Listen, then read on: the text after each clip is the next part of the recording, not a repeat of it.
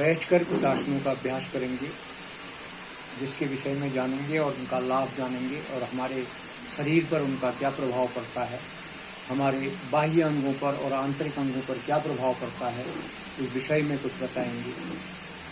तो बैठकर सर्वप्रथम तो पद्मासन में बैठने का अभ्यास होना चाहिए। पद्मासन में बैठने से हमारी एकाग्रता बढ़ती है, हमारी रीढ़ सीधी रहती है। तो उसको बैठने के लिए उसका एक बहुत आसान तरीका है। पहले दंडासन में आ जाते हैं हम, फिर दाहिने पैर को मोड़ते हैं, एड़ी को नाभि के बाईं ओर रख देते हैं, फिर बाएं पैर को मोड़ते हैं, एड़ी को नाभि के दाहिनी ओर रख देते हैं। ये पद्मासन की बिल्कुल व्यवस्थित और ठीक अवस्था है। अब कमर सीधी हो जाएगी हमारी, और ये एकाग्र होने में हमें बहुत मदद करता है।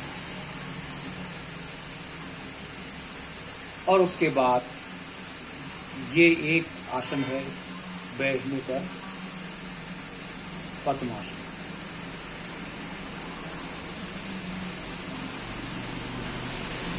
अब बैठकर, क्योंकि आज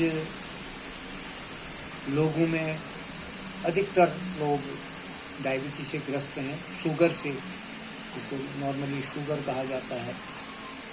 हर 4 व्यक्तियों में से 1 व्यक्ति डायबिटिक है।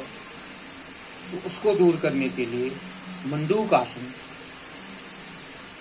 स्वस्थ व्यक्ति को भी और जिसको डायबिटीज है उसको तो कम से कम 25 से 30 बार इसको कर लेना चाहिए, और इस आसन में रुकने का अभ्यास करना चाहिए ताकि हमारी पेनक्रियाज ठीक से कार्य कर सके।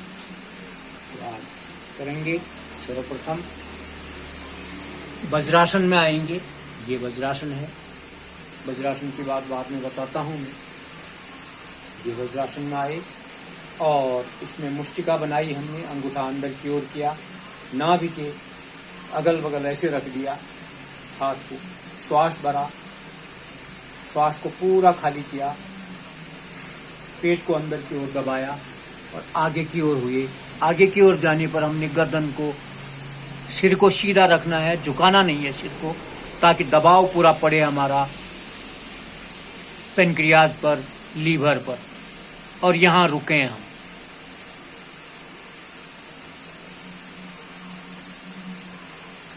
धीरे धीरे वापस इसको 5 से 7 बार करेंगे। यहाँ पर एक बार और कर लेते हैं।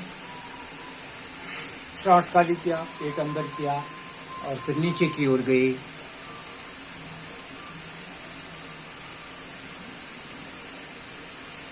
धीरे धीरे वापस। ये मंडूक आसन करने से हमारे पेनक्रियाज पर प्रभाव पड़ता है, और जिससे कि हमारी डायबिटीज नियंत्रित हो जाती है।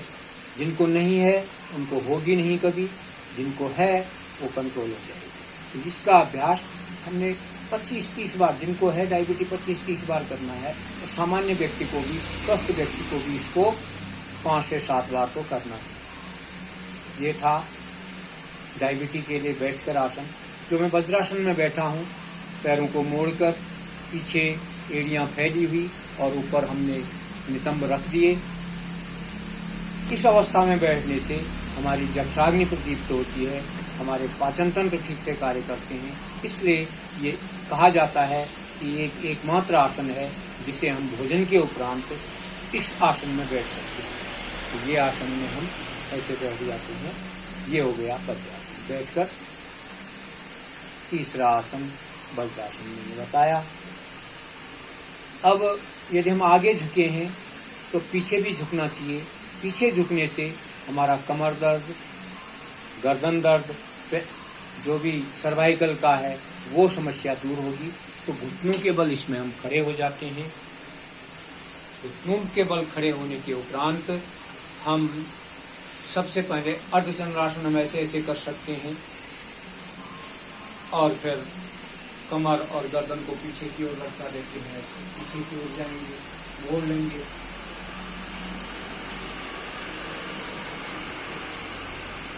और धीरे धीरे वापस। इसको भी जिनके कमर में दर्द है, जिनको सर्वाइकल है, उनको 20 से 25 बार इसको लगातार करना चाहिए और थोड़ा सा रुक जाना चाहिए। आसनों में रुकने से ही लाभ मिलता है। तो एक बार और कर लेते हैं इसे।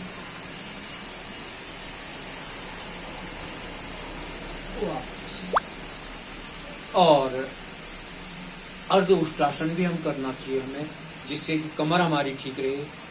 हाथों को कमर पर ले जाएंगे, अंगूठों से रीढ़ को दबाएंगे और फिर पीछे की ओर जाएंगे।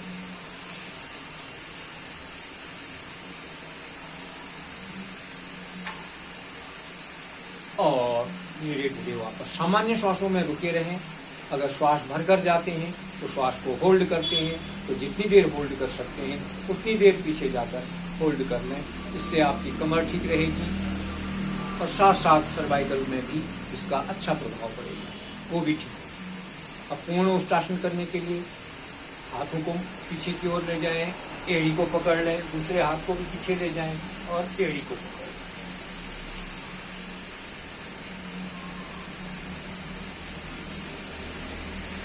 इसको भी श्वास को होल्ड कर सकते हैं तो वहां पर रुके रहें, अन्यथा सामान्य श्वास में थोड़ी देर रुकें। इसको भी 5-7 बार कर लें तो लाभ अवश्य मिलेगा। हमारी कमर, हमारी गर्दन हमेशा ठीक रहेगी।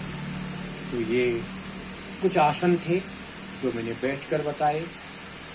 क्योंकि आसनों की श्रृंखला में खड़े होकर, बैठकर और लेटकर आसन होते हैं, तो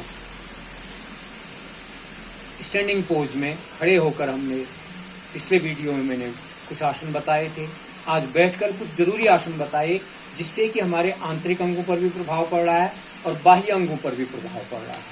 तो ये हमने बैठकर बताए और अगले वीडियो में हम लेटकर 2 तरीके से करते हैं, पेट के बल और पीठ के बल, दोनों तरीके से अगले वीडियो में इसकी जानकारी उपलब्ध कराएंगे। ठीक से आसन करना, सुखपूर्वक आसन करना ही लाभदायक है और इससे लाभ हमारे को अवश्य मिलता है। बहुत बहुत धन्यवाद। फिर मिलेंगे।